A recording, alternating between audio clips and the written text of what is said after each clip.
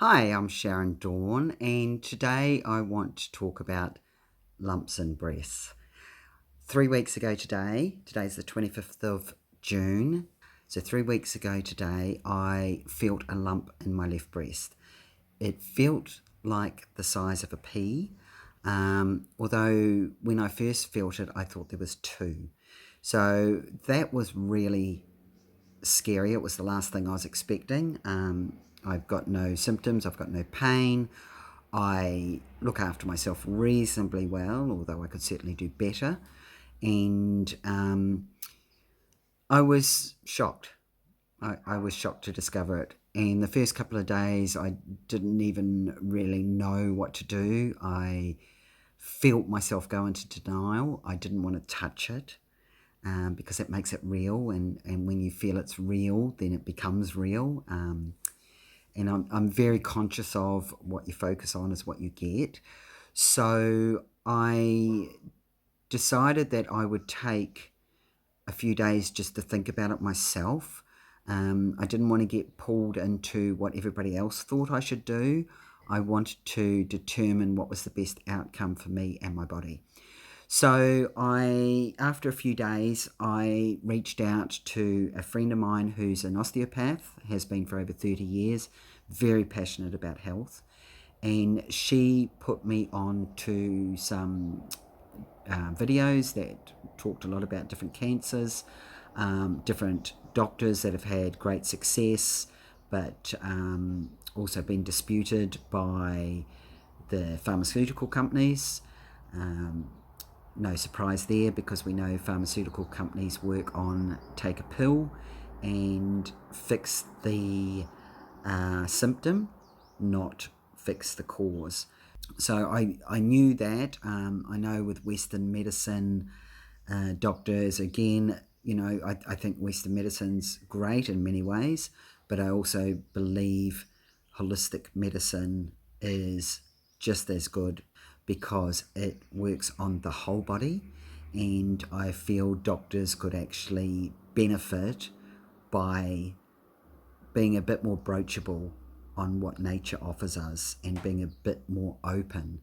But of course, nothing against them. They're trained to prescribe medicines. That's their job. After a week of me trying to sort it out in my head, what this meant to me and how I was going to move forward, I told my husband, and he's very Western medicine, go to the doctor. So I did. I talked to him about what my friend had said. She had suggested a thermography, and where they can get energy imaging of your body and see if there's any issues, and apparently it's very effective but not approved. So the one thing I was adamant about, I was not going to go for a mammogram. I do not like them, not just because they're uncomfortable, although they are. I can't understand that squeezing a boob, especially with a big lump in it, is going to be beneficial for me. To me, that is giving it an opportunity to rupture it. So that was a no-go for me. So I compromised and decided to go with an MRI, because that way the doctor gets that information, we can find out what's going on, and I'll go from there. My doctor also wanted to do a biopsy, have a biopsy done straight away, which I cancelled, because after further reading, I discovered that there was a number of reports that putting a needle into a lump or something suspicious gave it an opportunity to seep. Well, that's not really a path I want to go down at this point in time.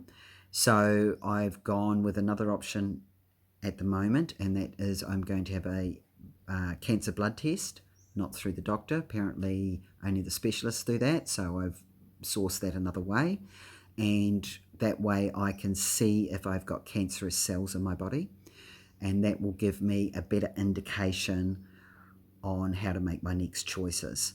So I have taken a lot of notice about what's going on in my head, because all sorts of stuff happens when we're faced with a big challenge. And I've looked at all those things. What if it is cancer? Where am I at? How do I feel about all these things? Am I happy to proceed with taking control of my own well-being instead of leaving it in the hands of the doctors? And that's what I've chosen to do. I will take my guidance from my doctor. I will take my guidance from my osteopath friend. I've also got another friend that I've spoken to who's having a health issue and is very much into eating the right foods and diets and so forth. So I listened to her, and she put me onto a nutritionist who I have briefly met and really liked, and I'm going to go and talk with her further. The one thing she gave me immediately was some essential oils and putting on my breast, so externally, as many times a day as I can, and using the old cabbage leaf. And anyone who's a mum who's had sore boobs from mastitis or milk or everything else knows how well the cabbage leaf works. So I thought, what the hell? The nutritionist was all for it, and I thought I'll give that a go too. Nothing to lose. At this stage, I haven't told anyone else except my husband and my two friends. I haven't told my kids yet. I haven't told anyone else because I'm not quite ready to get everybody's good advice, and I know it will be good in lots of ways, but I need to be able to process it myself. And I'm more focusing at this stage in creating lists of foods that I can eat, that I enjoy. There's no point me putting into my diet a whole lot of foods I hate because I'll never stick to it. So I'm trying to work out what I can eat and what I can't over the next month to help cleanse my body, to detox it from the foreign body, and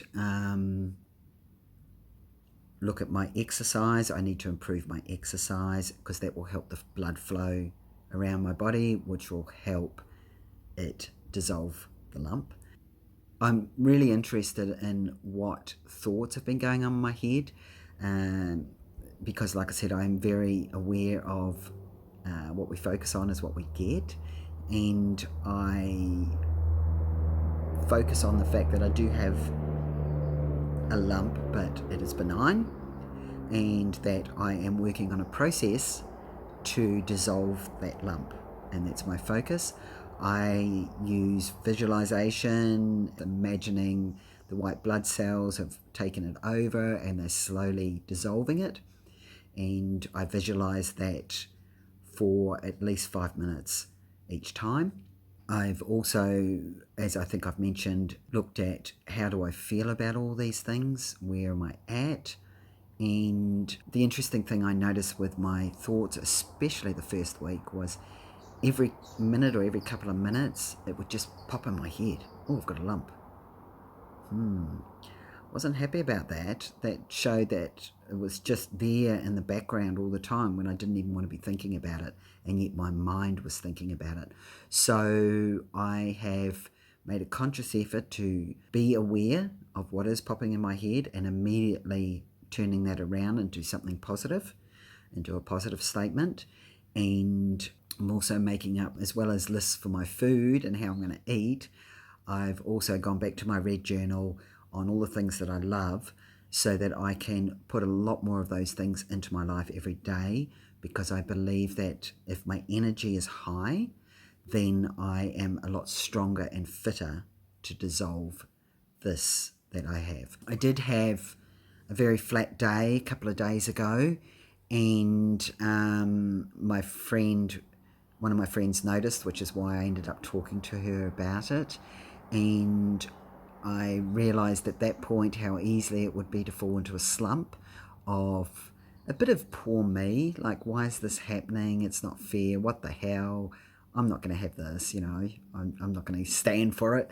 That's a bit like my attitude. I don't agree with it. I don't accept it.